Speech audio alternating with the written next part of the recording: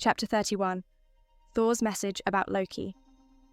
4 months later, safe house, few days before Scotland. Laila was in her new altar room, packing things as her. Steve and Sam had to get moving again, but she notices Thor's candle starting to flicker, like it was scared. Laila sets down the bag that she was putting Thor's gifts in as her chest tightening. "Thor," she whispered, worry in her tone as she steps closer to the altar. She notices the candle was dancing in distress, shadows leaping violently across the room, but Loki's candle, his flame, remained eerily still, calm, like it knew what is going to happen. Layla's breath hitched as realization sank in. Tears start to fall from her eyes as she reached over to the table for balance. "No," Laila whispered to herself, not hearing Steve come into the house. "Please, not him. Not like this." "Laila?"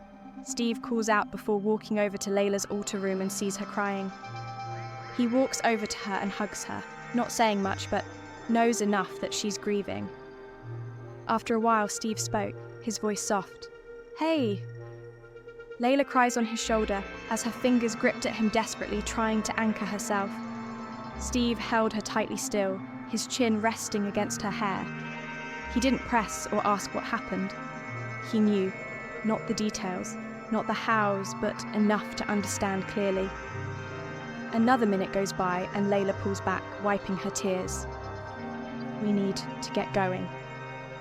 Laila tells Steve and he looks at her. "Are you sure?" Steve asks as he brushes hair out of her face and Laila nods. "Yeah, I want to surprise 2 people, Laila says as her hand touches her stomach. And Steve didn't need to say anything else. He just nodded and helps her up and takes her away from the altar room until it's time to go to Scotland. Chapter 32. Scotland fight. Time, skip, Scotland train station. Behind them, Proxima Midnight and Corvus Glaive land and advance on Wanda, who stands in front of Vision. A train passes behind Wanda, and they all pause as if aware of another's presence. As the last train car passes, we see a silhouette against the back wall. Proxima throws her weapon, but it is quickly caught just before the figure steps from the shadows, alongside another figure. The figure's shown to be Steve and Laila, and after a while, Sam in his Falcon suit flies over and knocks over Proxima and Corvus. Steve throws the weapon over Natasha as she slides towards Corvus, before stabbing him in the guts, then roundhouse kicks him, but Proxima forced the weapon back to her. Laila had stayed close to the wall, her eyes tracking every motion. 4 months along, her instincts warned between joining the fray and guarding the quiet weight of life she carried beneath her heart. When Sam came diving again, knocking Proxima away, Laila finally stepped forward. Proxima looks at them before looking at Corvus and hisses, "Get up!" He replies as he holds onto the wound. "We don't want to kill you, but we will," Natasha says firmly. Layla's voice joined Natasha's, firm but steady. "You heard her. Do not push your luck." Her hand brushed against her stomach briefly before she straightened her spine, as if daring them to challenge her resolve. Proxima looks over to them before spatting back, "You'll never get the chance again." And she presses something on her wrist, and a light shows before they disappear. Laila let out a slow breath she had not realized she had been holding, her palm pressing gently into her midsection, before she quickly lowered it, hoping no one had noticed. Sam walks over to Vision and kneels beside him. "Can you stand?" Vision grunts as he gets up with the help of Wanda and Sam.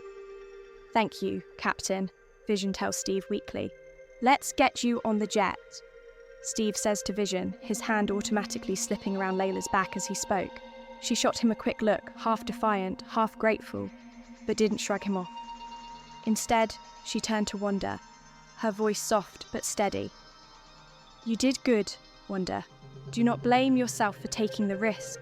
It is who we are. But next time, let us know. We can handle it together." Everyone starts to walk over to the jet, and they start to fly off, Natasha closing the doors to the Quinjet while addressing Wanda. Now, I thought we had a deal.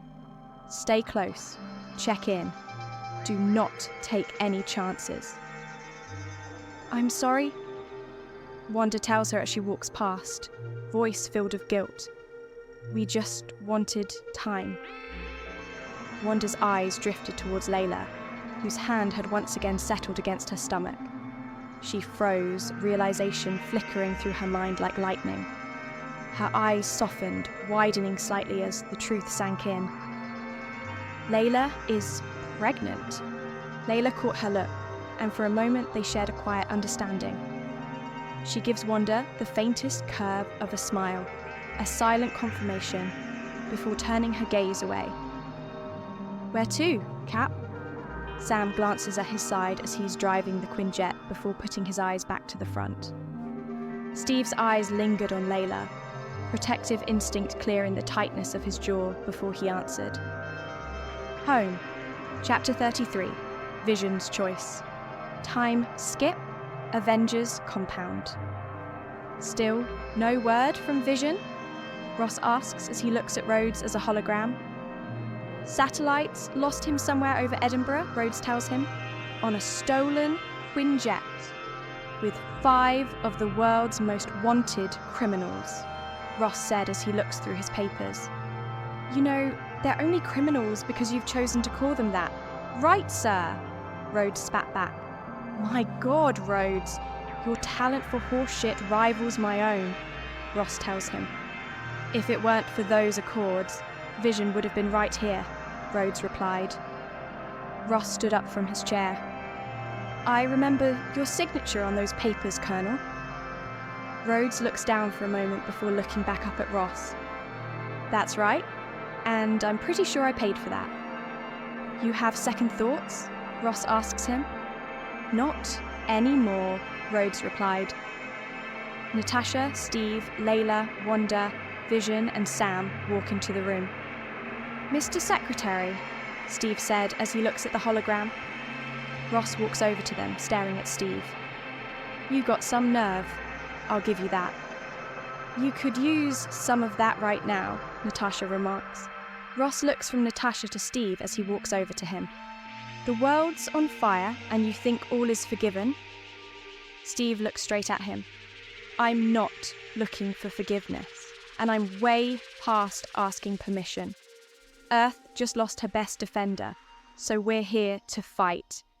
And if you want to stand in our way, we'll fight you too. Layla's smile slowly broke free, but she quickly covered her mouth to hide the face that she's smiling at that. Ross looks at Steve for a moment before turning around to face Rhodes. Arrest them! Layla's scoff cut through the air before Rhodey could even move. She folded her arms, her voice dripping with contempt. Sure. Actually, he only people actually willing to fight the war that is already on our doorstep. Brilliant strategy, she said with a sharp tilt of her head. Rhodes does a little nod at Ross, which Layla looks at him for as he says, all over it. He makes the hologram disappear and looks at the group. That's a court-martial. It's great to see you, Cap. Steve does a little smile as Rhodes walk closer and they both shake their hands. You too, Rhodey. Rhodes sighs as he smiles. Wow, you really look like crap. Must have been a rough couple of years. Sam holds back his smile. Yeah, well, the hotels weren't exactly 5 stars. I think you look great, Bruce nervously says as he steps out from where he is. Yeah, I'm back. Hi, Bruce, Natasha says as all of them look at him. Bruce does a little nod before replying, Nat. Sam looks at Layla, Vision and Wanda as he whispers, This is awkward. Layla smirked. Awkward's one word for it, she said under her breath, her teasing tone breaking the tension just enough for Sam to grin. Cut to another room. Everyone is thinking until Rhodes broke the silence. So, we gotta assume they're coming back, right? Rhodes asks as he looks at the others. And they can clearly find us. Wanda replies as she looks over at Bruce. Bruce raises his hand slightly. We need all hands on deck. Where's Clint? Natasha, with her arms crossed, replies, after the whole Accord situation, he and Scott took a deal. It was too tough. Steve, who is next to Layla, who is sitting down, looks over at Natasha and Bruce. Who's Scott? Bruce asks. Ant-Man? Steve replies. There's an Ant-Man and a Spider-Man?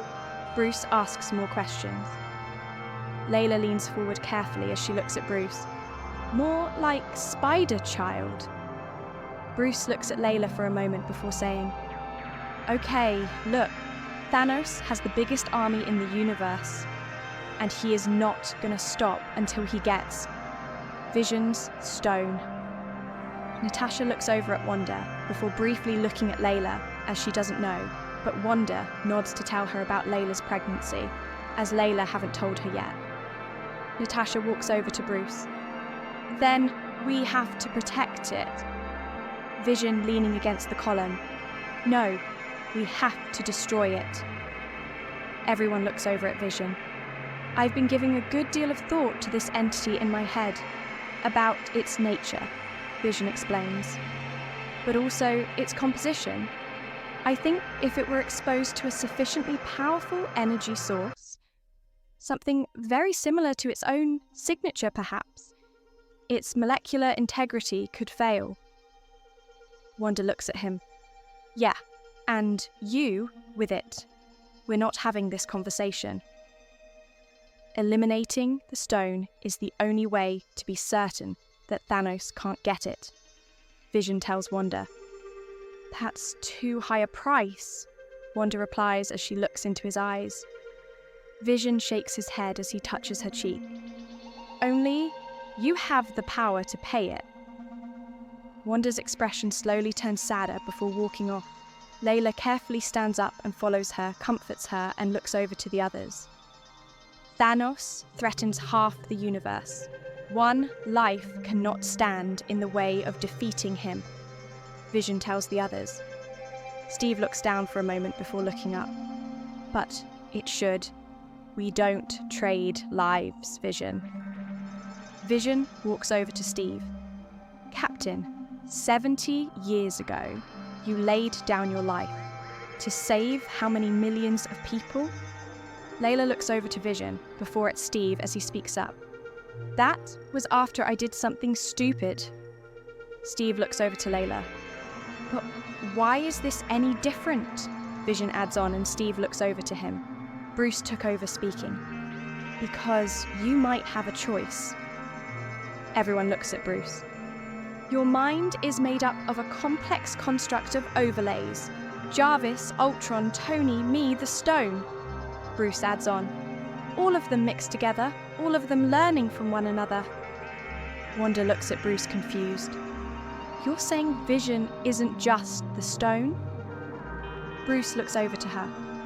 I'm saying that if we take out the Stone, there's still a whole lot of Vision left. Perhaps the best parts. Natasha speaks up confused. Can we do that? Bruce shakes his head. Not me, not here. Well, you better find someone and somewhere fast. Ross isn't just going to let you guys have your old rooms back, Rhodes tells him. I know somewhere, Steve said, and Layla looks over to him and immediately knows where.